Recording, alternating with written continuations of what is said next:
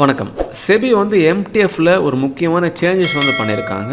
அந்த சேஞ்சஸ் பிப்ரவரி 24, 2025லேருந்து அந்த சேஞ்சஸ் 24 பிப்ரவரி 2025லேருந்து நடைமுறைக்கு வரும் அப்படின்னு சொல்லியிருந்தாங்க. நம்ம எல்லாருக்கும் தெரியும், ஒவ்வொரு ஸ்டாக் புரோக்கரும் இந்த ஃபெசிலிட்டியை வச்சுருப்பாங்க, மார்ஜின் ட்ரேடிங் ஃபெசிலிட்டி அப்படின்னு. ஹோல்டிங்க்கு நம்ம ஸ்டாக் வாங்குறோம் அப்படின்னா ஒரு பகுதி அமௌண்ட்டு மட்டும் நம்ம கொடுத்தா போதும், மீதி பகுதி அமௌண்ட்டை வந்து அந்த பர்டிகுலர் ஸ்டாக் புரோக்கரே காசு வந்து போடுவார். அது அவர் போடுற காசுக்கு ஒன்றான இன்ட்ரெஸ்ட் வந்து அந்த புரோக்கர் வந்து பிடிப்பாங்க. இந்த மாதிரி ஃபெசிலிட்டிஸ் வந்து சமீப காலத்தில் எல்லோரும் வந்து கொடுத்துட்ருக்காங்க. இதுக்கு என்ன ப்ரொசீஜர் அப்படின்னா, நம்ம அதை பிளட்ஜுக்கு உண்டான ஒரு ப்ராசஸ் வந்து இருக்குது. எக்ஸாம்பிள் வந்து நம்ம ஜீரோதாலேருந்தே பார்க்கலாம். ஸோ இப்போ ஜீரோதாக்கு வந்து பாருங்கள், ஒரு ஸ்டாக்கை நம்ம எம்டிஎஃப் பண்ண போகிறோம் அப்படின்னா நோட்டிஃபிகேஷன் கிடைக்கும். இது எம்டிஎஃப் நம்ம பண்ணோம் அப்படின்னா சிடிஎஸ்எல் ஆத்தென்டிகேஷன் அன்னைக்கு ஈவினிங் 7 மணிக்குள்ளே நம்ம பண்ணி ஆகணும். அப்போ தான் இது எம்டிஎஃபாக கன்சிடர் ஆகும். அப்படின்லாம் நார்மலாக நம்ம பை பண்ண மாதிரி தான் கன்சிடர் ஆகும். அதனால் எம்டிஎஃபை சூஸ் பண்ணிட்டு நம்ம ஸ்டாக்கை பை பண்ணிட்டோம் அப்படின்னா அன்றைக்கி ஈவினிங்குள்ளே வந்து பாருங்கள் நோட்டிஃபிகேஷன் வந்து கிடைக்கும். ஸோ இந்த மாதிரி நம்மளோட கைட்லேயே வந்து அந்த நோட்டிஃபிகேஷன் கிடைக்கும் அல்லது மெயிலுக்கு போகும்.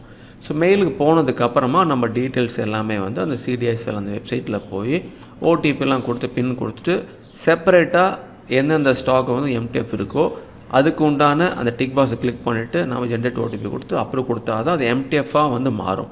ஸோ இப்போ இந்த மாதிரி பெரிய ப்ரொசீஜர்லாம் கிடையாது, ரொம்ப சிம்பிளிஃபைட் ஆகிட்டாங்க, ரொம்ப ஸ்மூத் ஆகிட்டாங்க.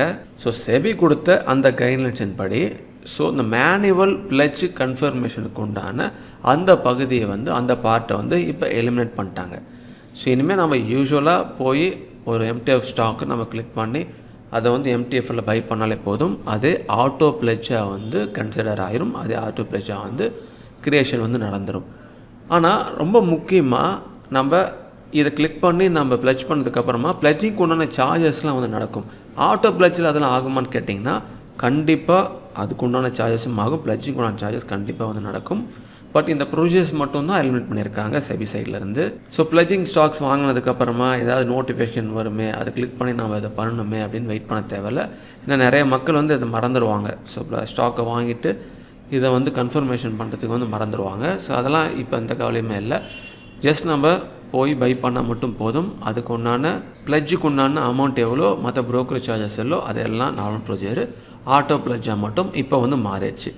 ஸோ இந்த அப்டேட் வந்து ரொம்ப சிம்பிளாக தான் இருக்குது. ஒரு எக்ஸாம்பிள் ஜீரோதா கைட்டில் நம்ம பாருங்கள் எம்டிஎஃப்ஐ சூஸ் பண்ணிவிட்டு குவான்டிட்டி போட்டோம் அப்படின்னா இங்கே வந்து நட்ஜிலே வந்து காட்டும், இன்றைக்கி ஈவினிங் 7 மணிக்குள்ளே நீங்கள் அதை வந்து அப்ரூவ் பண்ணி ஆகணும் அப்படின்னு. இப்போ பாருங்கள் அது காட்டவே இல்லை, 25ஆம் தேதி இன்றைக்கி காட்டவே இல்லை. ஸோ ரொம்ப சிம்பிளாகிடுச்சு. எம்டிஎஃப் நீங்கள் ஃபாலோ பண்ணுறீங்க அப்படின்னா இந்த ப்ரோஜனம் தெரிஞ்சுங்க, தனியாக எந்த ஒரு அப்ரூவ் கொடுக்க தேவையில்லை அப்படிங்கிறது புரிஞ்சுங்க. ஸோ அவ்வளோதான், இந்த மெசேஜ் சொல்லணும் அப்படிங்கிறதுக்காக தான் இந்த பதிவு. ஸோ செபியோடைய அடுத்தடுத்த அப்டேட்ஸ் தெரிஞ்சுக்க நம்ம சேனலை சப்ஸ்கிரைப் பண்ணி வச்சுக்கோங்க. மீண்டும் உங்களை அடுத்த ஒரு நல்ல வீடியோ சந்திக்கிறேன். மிக்க நன்றி.